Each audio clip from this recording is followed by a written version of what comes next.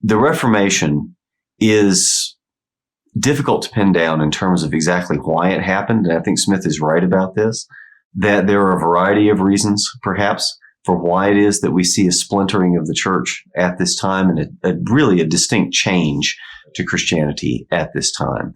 The culture in general was changing substantially in the centuries before the Reformation, where you have the rise of nationalism, the rise of nations, indeed, the fractioning into the modern forms of the various languages and cultures that we are now familiar with for all the nations and cultures of Europe.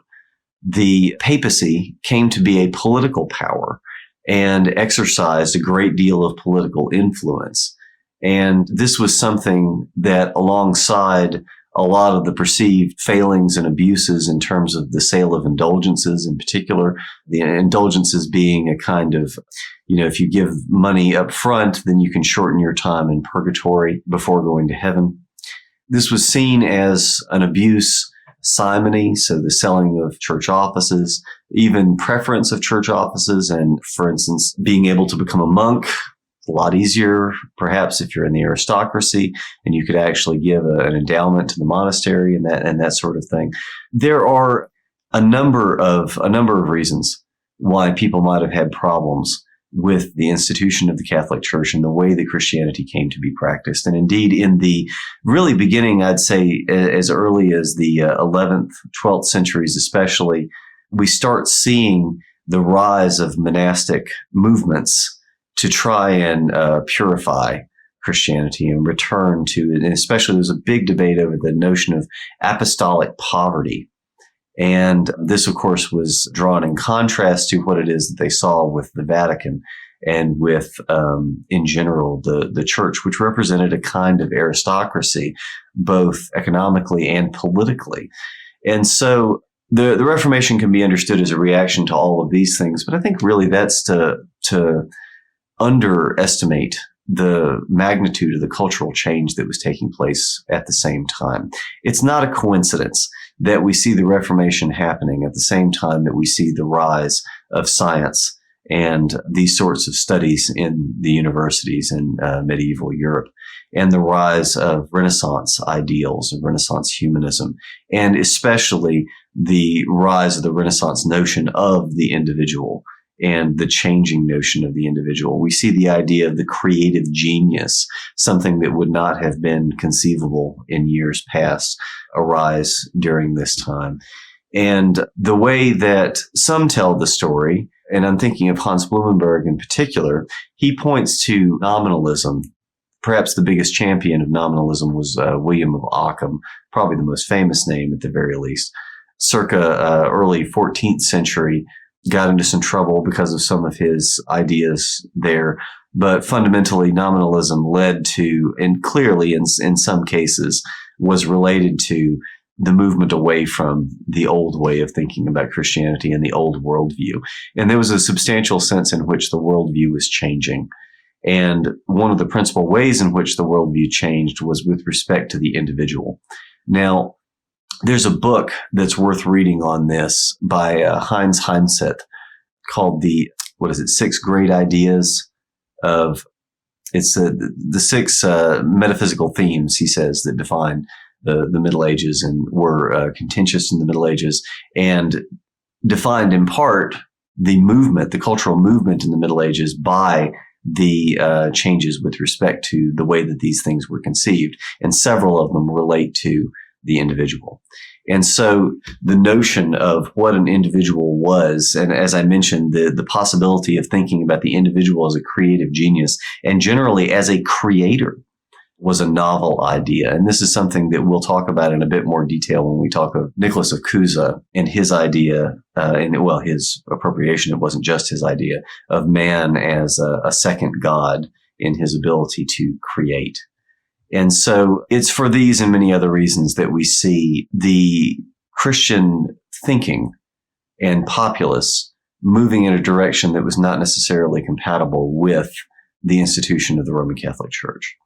And so we see a splintering there and a splitting even into a number of denominations in terms of Protestantism. And I think Smith is right to point this out, that despite the fact that you have, innumerable denominations, it is remarkable that there are really only, I believe he says 12 that comprise 85%, and this is a number of years ago, of Christians today.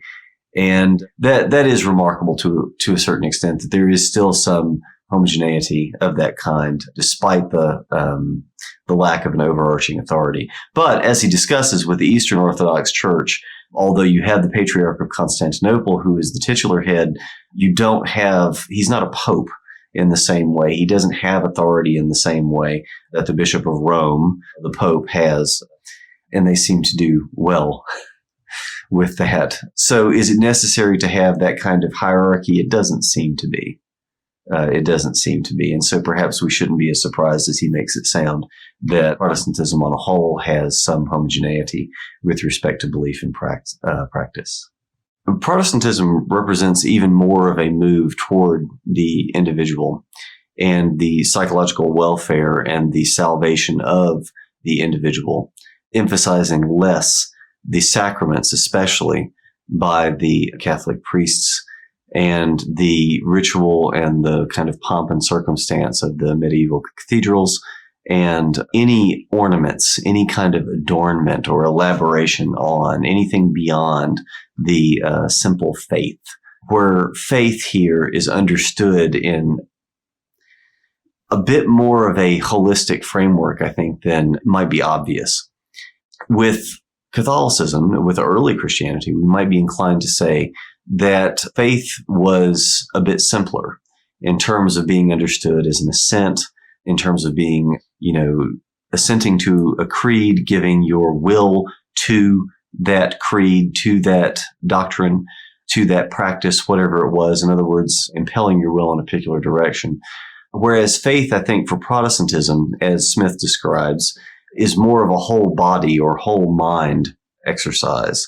Faith is something that is understood in terms of an entire lifestyle and almost worldview, one is wanting to say, that it's not just the assent to particular beliefs, but it's something that is more fully involved in terms of the way that one participates in it and lives in it. And so it has a bit of a broader and deeper meaning than what was previously ascribed to it. Now, the idea of atonement is something that he talks about briefly here, and we'll have occasion to talk about in a bit more detail as we're going through the history of Christianity, because this deals specifically with the idea of sin. And sin is a characteristically difficult concept to deal with in Christian history, not the least of which is because it directly impinges upon the notion of will. And so this is something that, as I've mentioned many times before, I think the will is something that emerges in history. It's not something that is forever and always. It's not simply an obvious and easy part of the human condition. In fact, in a recent book, one scholar claimed that the will, unlike imagination, which was something else that she had studied. Everybody seems to know what imagination is. Everybody seems to know what a lot of different concepts are and seems to agree on these things relatively easily. But with the will, nobody seems to really even know what it is.